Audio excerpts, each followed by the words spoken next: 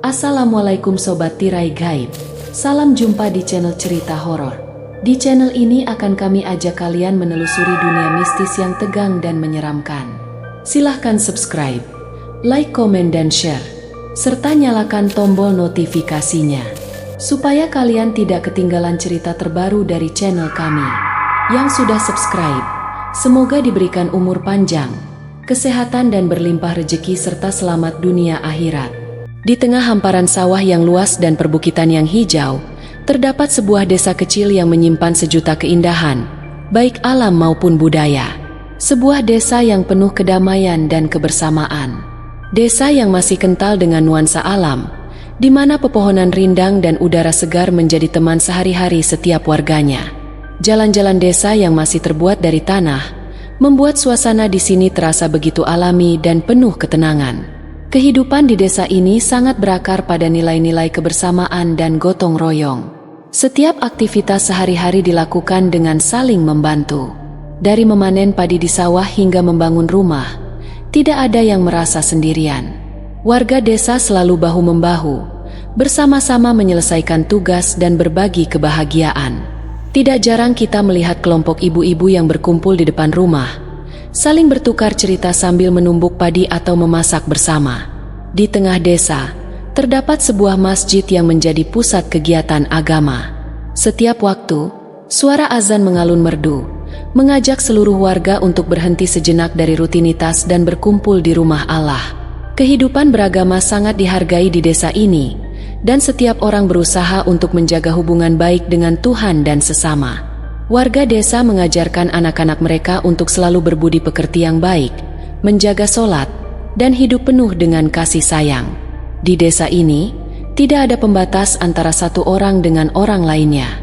Semua saling mengenal, saling mendukung, dan yang terpenting, selalu berusaha untuk hidup rukun. Setiap tetangga adalah saudara, dan setiap kesulitan dihadapi bersama-sama.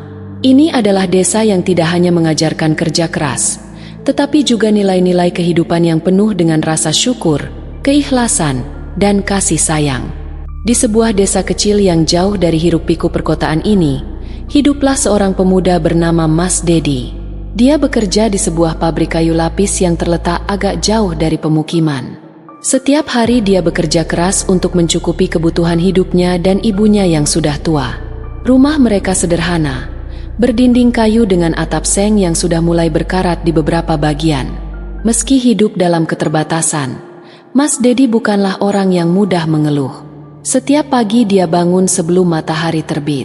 Hawa pagi yang dingin menusuk kulitnya saat dia bangkit dari tempat tidurnya yang hanya beralaskan tikar lusuh. Satu-satunya penerangan di kamar hanyalah lampu minyak kecil yang diletakkan di sudut ruangan. Sebelum berangkat kerja, dia selalu menyempatkan diri menimba air dari sumur tua di belakang rumah. Airnya dingin dan segar, memberikan sensasi membangunkan semangatnya yang masih mengantuk. Ibunya, seorang wanita renta dengan rambut yang sudah hampir seluruhnya memutih, selalu bangun lebih dulu untuk menyiapkan sarapan sederhana. Biasanya hanya nasi dengan sambal dan tempe goreng yang dibeli dari warung kecil dekat rumah.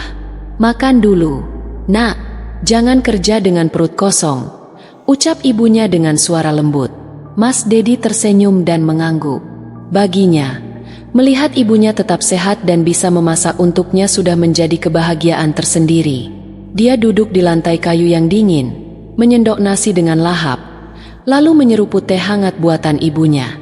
Setiap suapan makanan itu terasa lebih berharga karena dia tahu betapa sulitnya mendapatkan uang untuk membeli bahan makanan.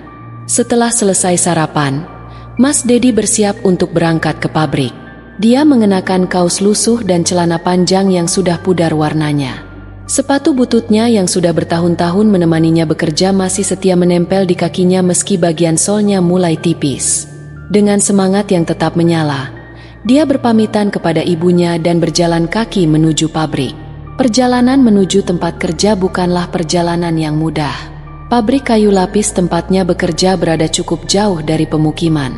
Dedi harus melewati jalanan tanah berbatu, sawah yang luas, serta hutan kecil yang seringkali diselimuti kabut tipis di pagi hari. Tidak ada kendaraan umum yang bisa mengantarnya ke sana, sehingga dia terbiasa berjalan kaki atau sesekali menumpang truk pengangkut bahan baku yang lewat. Saat tiba di pabrik, suara mesin-mesin yang berputar memenuhi telinganya. Udara dipenuhi aroma kayu yang baru dipotong dan debu-debu halus yang berterbangan. Pekerjaan Mas Dedi cukup berat. Dia harus mengangkat dan menata potongan kayu lapis sebelum diproses. Terkadang dia juga membantu merangkai produk-produk kayu lapis yang akan dijual ke kota. Gajinya tidak seberapa, tetapi cukup untuk makan sehari-hari. Di pabrik, Mas Dedi memiliki beberapa teman sesama pekerja yang juga berasal dari desa sekitar. Salah satu sahabat dekatnya adalah Ridwan, pemuda yang lebih muda darinya, tetapi sudah menikah dan memiliki anak. "Gimana, Dedi? Capek ya?" tanya Ridwan sambil mengelap keringat di dahinya. "Namanya juga kerja, Rid. Kalau nggak capek, nggak kerja namanya," jawab Mas Dedi sambil terkekeh. Mereka berdua sering berbincang saat istirahat, membahas kehidupan dan mimpi-mimpi kecil yang mereka miliki, dan kadang bercanda untuk menghilangkan penat. Meskipun hidup dalam keterbatasan, Mas Dedi tetap memiliki prinsip. Dia tidak pernah mau berhutang atau menerima uang dengan cara yang tidak halal. Sedikit asal berkah lebih baik daripada banyak tapi membawa petaka. Begitu yang selalu diajarkan ibunya sejak kecil. Hari itu, pekerjaan di pabrik terasa lebih berat dari biasanya. Ada pesanan besar dari luar kota sehingga para pekerja harus lembur untuk menyelesaikannya. Ketika akhirnya jam pulang tiba, langit sudah mulai gelap. Mas Dedi menghela napas lega, membersihkan tangan dan wajahnya dari debu kayu, lalu bersiap pulang melewati jalan setapak yang biasa dia lalui setiap hari. Jalanan di desa itu memang cukup sepi. Di siang hari, hanya ada beberapa petani yang bekerja di sawah atau anak-anak yang bermain di pinggir jalan. Malam itu angin berhembus pelan membawa aroma khas sawah basah setelah seharian disinari matahari. Langit gelap bertabur bintang, tetapi suasana di jalan setapak yang dilalui Mas Dedi tetap terasa sunyi dan sedikit mencekam. Di bawah sinar bulan yang redup, matanya menangkap sesuatu yang tidak biasa. Segepok uang kertas tergeletak begitu saja di tanah, seakan menantinya untuk dipungut. Mas Dedi berhenti melangkah. Jantungnya berdegup lebih cepat. Dia menatap uang itu dengan tatapan ragu. Dalam hatinya muncul berbagai pertanyaan. Dari mana uang ini? Siapa yang menjatuhkannya? Apakah ini rezeki atau justru ujian? Tanya Dedi dalam hati. Dia menoleh ke kanan dan kiri, mencoba memastikan apakah ada seseorang di sekitar yang mungkin menjatuhkannya. Namun, yang ada hanyalah bayangan pepohonan yang bergoyang di terpa angin. Dengan lutut yang sedikit gemetar, dia berjongkok mendekati tumpukan uang itu. Dalam remang-remang malam, dia bisa melihat bahwa uang itu bukan sekadar beberapa lembar, tetapi dalam jumlah yang cukup besar. Uang pecahan 100 ribuan tersusun rapi, diikat dengan karet gelang. Mas Dedi menelan ludah. Dia bisa merasakan keringat dingin mulai mengalir di pelipisnya. Dia bukan orang kaya dan selama ini dia bekerja keras untuk sekadar makan sehari-hari. Jika uang ini benar-benar miliknya, mungkin dia bisa membeli sesuatu untuk ibunya, membayar utang kecil di warung, atau bahkan memperbaiki atap rumah yang sudah mulai bocor. Namun, hati kecilnya menolak untuk gegabah. Dia menarik napas panjang lalu berdiri kembali.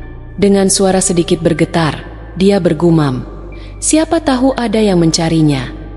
Dia menunggu beberapa saat, berharap seseorang muncul dan mengaku sebagai pemilik uang tersebut. Tapi tidak ada siapapun. Hanya suara jangkrik dari kejauhan yang terdengar. Mas Dedi mencoba mengingat kejadian sebelum dia menemukan uang itu. Sepanjang perjalanan dari pabrik, dia tidak melihat siapapun yang melintas. Biasanya beberapa orang desa pulang dari kota pada jam seperti ini, tetapi malam itu jalanan terasa lebih sepi dari biasanya. "Kalau aku biarkan di sini bisa saja diambil orang lain," pikirnya. Akhirnya dengan berat hati dia memutuskan untuk membawa uang itu pulang. Bukan untuk digunakan, tetapi untuk disimpan sementara waktu sambil mencari tahu siapa pemiliknya. Langkahnya terasa lebih berat dari sebelumnya. Ada beban yang menghantui pikirannya. Dia tahu betul bahwa uang bisa menjadi berkah, tetapi juga bisa menjadi sumber masalah. Sepanjang jalan, pikirannya dipenuhi berbagai kemungkinan. Bagaimana jika ini uang hasil kejahatan? Bagaimana jika pemiliknya datang mencarinya? Atau lebih buruk, bagaimana jika ada sesuatu yang tidak terlihat yang mengikuti uang itu? Sesampainya di rumah, dia mendapati ibunya sudah tidur. Perempuan tua itu tertidur di atas dipan kayu dengan selimut tipis yang menutupi tubuhnya. Mas Dedi mendekatinya, memastikan bahwa ibunya tidur dengan tenang sebelum masuk ke kamarnya sendiri. Di dalam kamar yang hanya diterangi lampu minyak kecil, dia mengeluarkan uang itu dari sakunya dan meletakkannya di atas meja kecil di sudut ruangan. Dia menatapnya dengan perasaan campur aduk. Malam itu tidur terasa sulit baginya. Setiap kali dia mencoba memejamkan mata, bayangan uang itu muncul dalam pikirannya. Dia teringat kata-kata ibunya yang selalu mengajarkannya untuk hidup jujur dan tidak tergoda oleh hal-hal yang bukan haknya. Keesokan paginya sebelum berangkat kerja, dia memutuskan untuk bercerita kepada Ridwan, sahabatnya di pabrik. Setelah semua pekerja mulai sibuk dengan tugas masing-masing, Mas Dedi menarik Ridwan ke sudut pabrik yang agak sepi.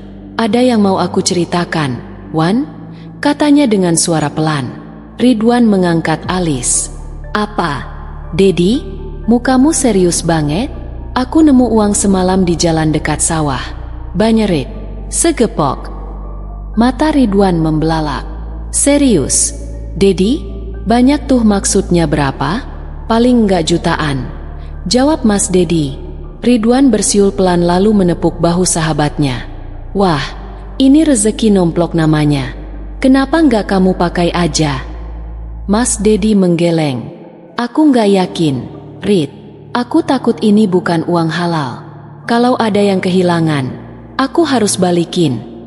Ridwan terdiam sejenak lalu mengangguk. "Ya, aku ngerti.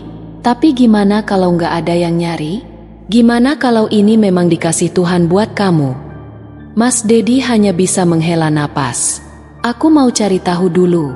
Kalau dalam beberapa hari nggak ada yang kehilangan baru aku pikirin lagi." Ridwan mengangguk pelan meskipun raut wajahnya menunjukkan keraguan. "Ya sudah, Dedi. Yang penting kamu hati-hati." Hari itu, Mas Dedi bekerja dengan perasaan yang tidak tenang. Setiap suara pintu terbuka atau langkah kaki mendekat, dia merasa seperti seseorang akan datang mencarinya dan menuntut uang itu kembali. Ketika pulang kerja, dia sengaja berjalan lebih lambat, memperhatikan apakah ada orang-orang di sekitar yang mungkin sedang mencari sesuatu. Namun, tidak ada tanda-tanda kehilangan atau keributan di desa. Semua orang beraktivitas seperti biasa. Malam harinya, Mas Dedi duduk di depan rumah menatap langit yang gelap. Dedi berpikir keras tentang apa yang harus dia lakukan. Tiba-tiba terdengar suara langkah kaki mendekat. Dia menoleh dan melihat seorang lelaki asing berdiri di ujung jalan, menatapnya dari kejauhan. Hatinya berdebar. Apakah ini pemilik uang itu ataukah sesuatu yang lain? Lelaki itu tampak diam, hanya berdiri di sana tanpa bergerak, seolah memperhatikan Mas Dedi dari kejauhan. Dalam cahaya temaram lampu jalan yang redup, wajahnya tidak begitu jelas. Mas Dedi menelan ludah, hatinya gelisah. Siapa dia? Apa dia pemilik uang itu? Mas Dedi menahan napas, matanya terus mengamati sosok lelaki itu. Rasa cemas dan penasaran semakin menyelimuti pikirannya. Apakah ini hanya kebetulan?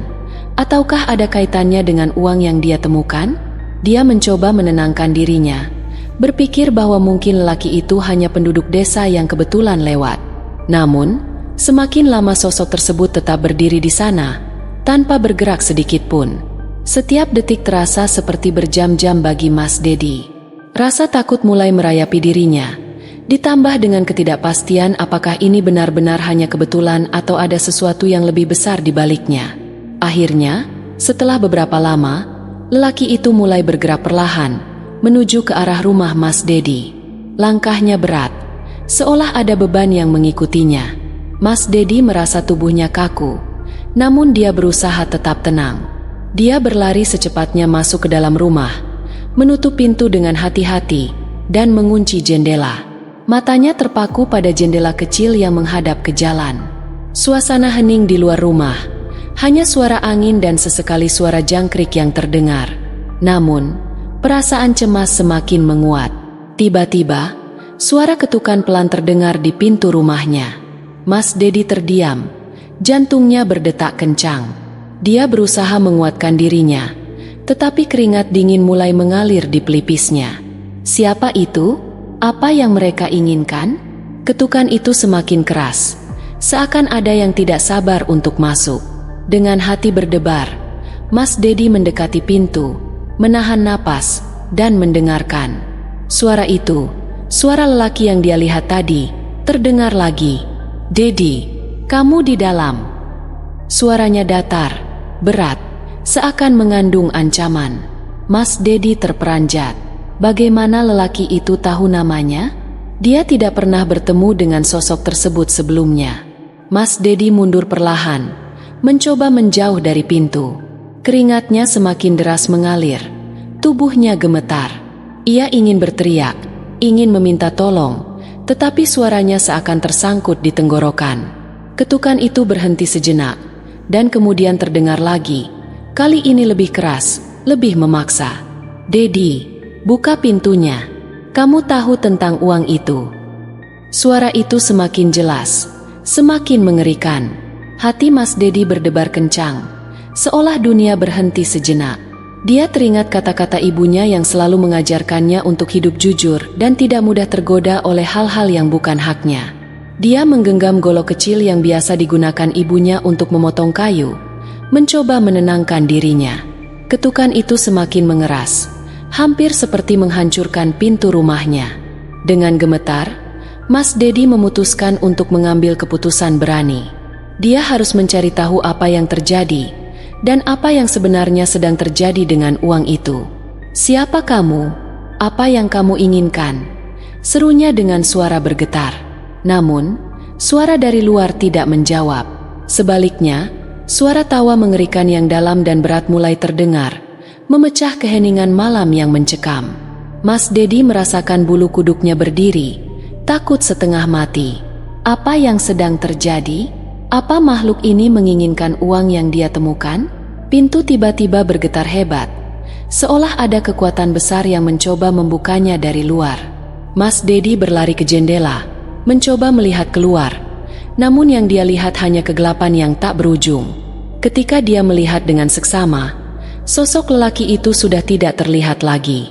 Yang ada hanyalah bayangan gelap yang bergerak pelan di sekitar rumahnya. Dengan napas tercekat, Mas Dedi berlari keluar dari rumahnya, menuju ke tempat yang lebih terang. Angin dingin menerpa wajahnya, dan di kejauhan, dia bisa mendengar suara langkah kaki yang semakin mendekat. Apa yang harus dia lakukan? Dia merasa terjebak, terperangkap dalam permainan yang tidak dia mengerti. Hatinya penuh dengan keraguan, namun dalam benaknya muncul satu pemikiran yang tak terhindarkan. Dia harus mencari tahu lebih banyak. Semua ini pasti ada kaitannya dengan uang yang dia temukan. Dengan tekad yang baru, dia bergegas mencari teman baiknya, Ridwan, untuk mencari bantuan dan mencari tahu apa yang sebenarnya terjadi. Dengan langkah cepat dan hati penuh kebingungan, Mas Dedi menuju rumah Ridwan, berharap temannya bisa memberinya jawaban yang dia cari. Namun, apakah semua ini hanya kebetulan? Ataukah ada sesuatu yang lebih besar yang mengintai mereka? Mas Dedi berjalan cepat, hatinya masih berdebar kencang. Setiap langkah terasa lebih berat, seolah ada sesuatu yang mengikutinya. Sesampainya di rumah Ridwan, dia mengetuk pintu dengan cepat, tak sabar menunggu jawaban. Beberapa detik kemudian, pintu terbuka perlahan, dan wajah Ridwan muncul di baliknya. "Didi, ada apa? Kok wajahmu pucat dan nafasmu seperti habis dikejar hantu?" tanya Ridwan dengan nada khawatir, melihat wajah Mas Dedi yang pucat. Mas Dedi tak menjawab langsung. Dia hanya menggeleng dan menarik Ridwan masuk ke dalam rumah dengan cepat. Mereka duduk di ruang tengah yang gelap, hanya diterangi lampu minyak kecil. Suasana sepi dan hening, namun ketegangan di udara begitu terasa. "Wan," Mas Dedi memulai pembicaraan dengan suara pelan namun serius. "Semalam aku nemu uang di jalan, banyak banget. Segepok uang 100 ribuan.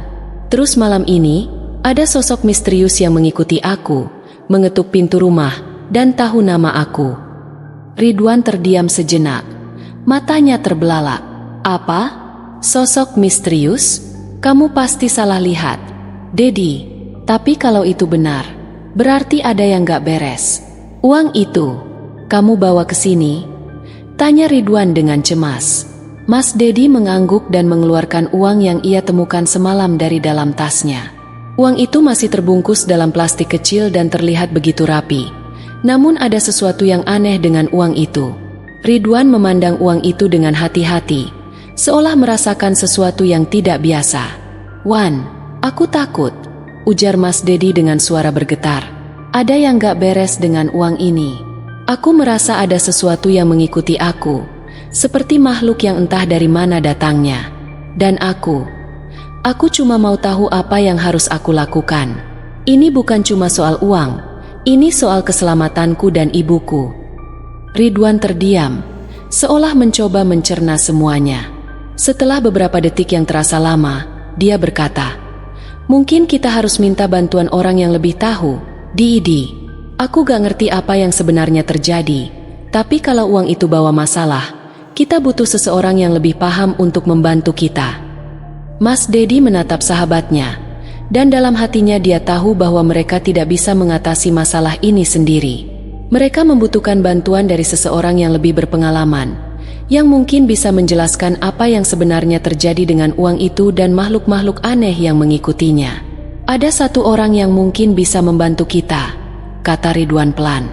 "Pak Mansur, dukun kampung. Dia sering dimintai tolong orang-orang untuk masalah-masalah kayak gini. Tapi, Didi, kamu yakin mau ke sana? Aku dengar-dengar dia bukan orang biasa." Mas Dedi menarik napas panjang. Matanya menatap uang yang masih tergeletak di atas meja. "Aku nggak punya pilihan lain, Rid. Kita harus ke sana." Malam itu juga, mereka berdua bergegas menuju rumah Pak Mansur yang terletak di ujung desa.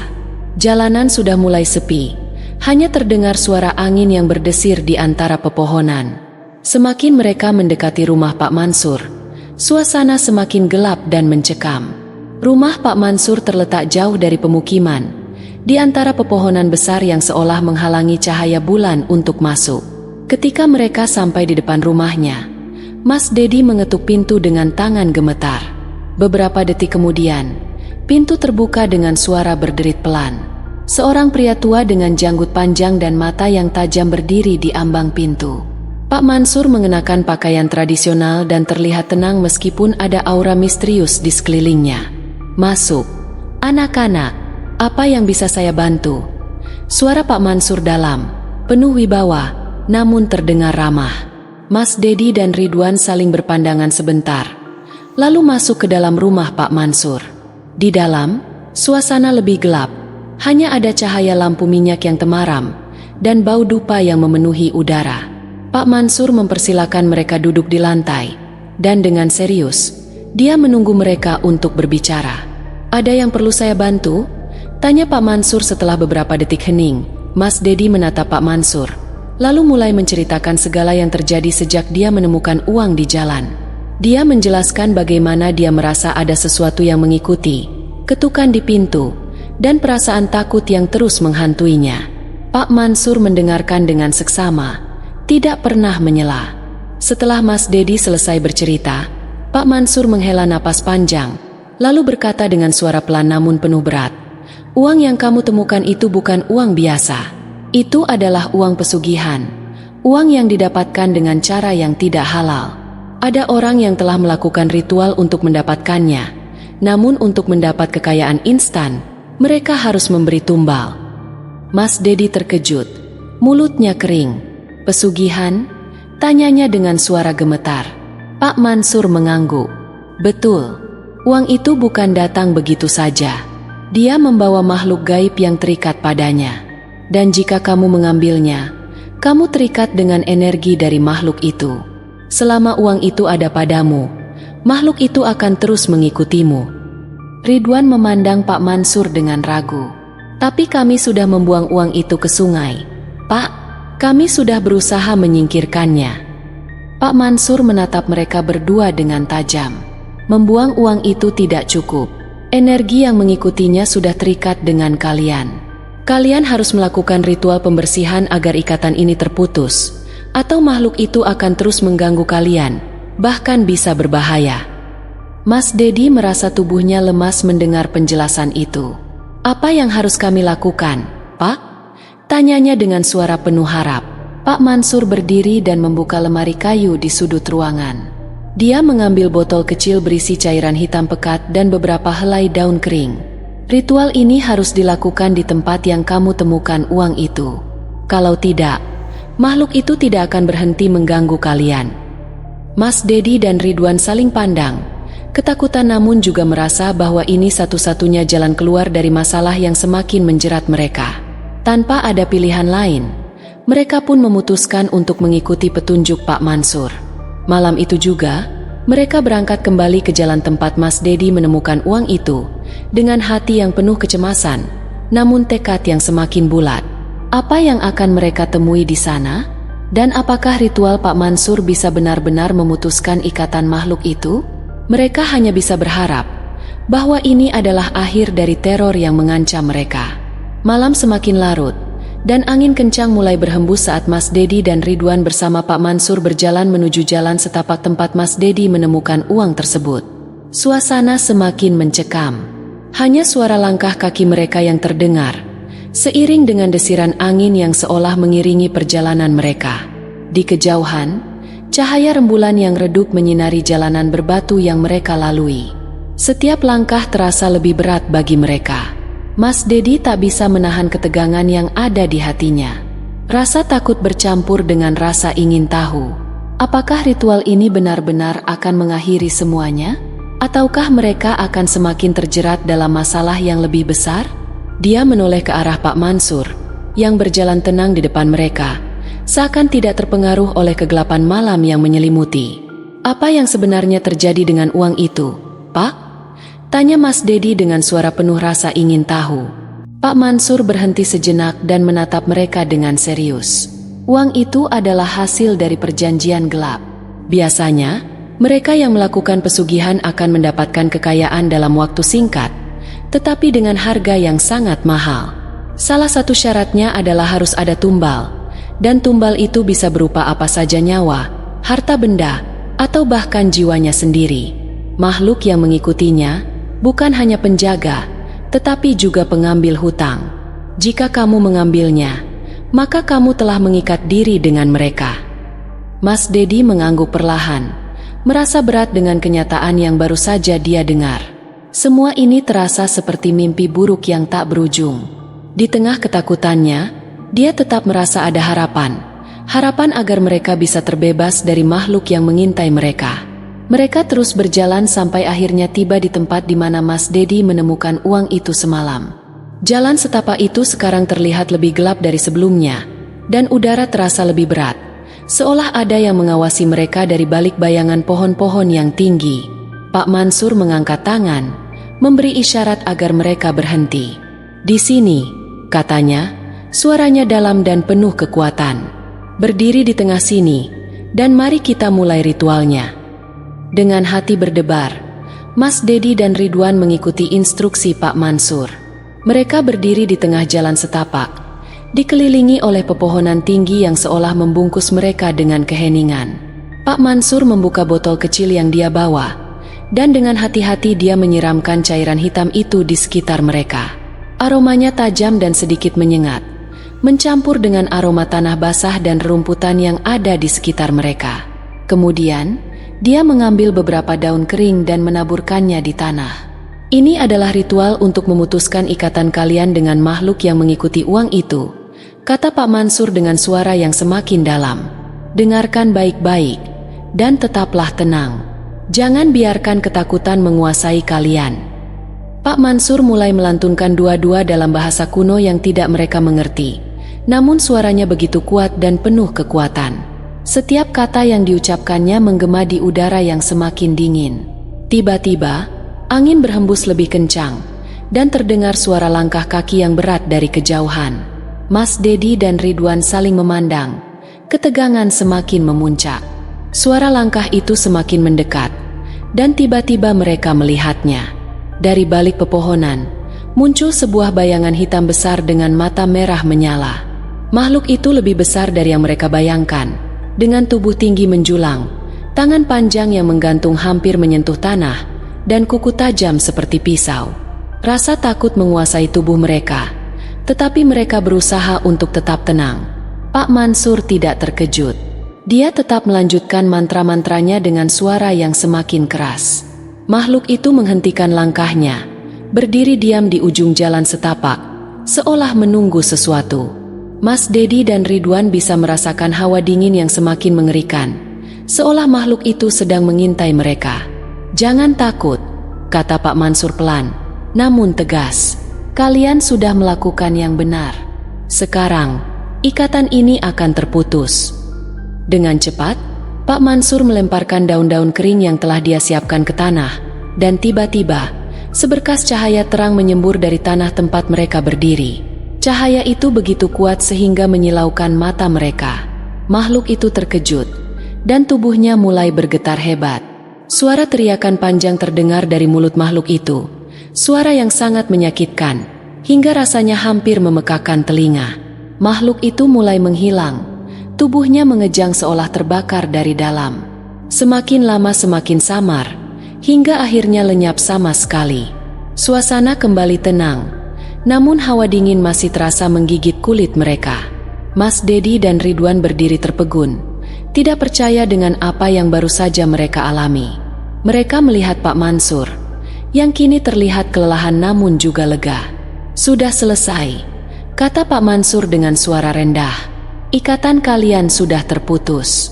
Makhluk itu tidak akan mengganggu kalian lagi."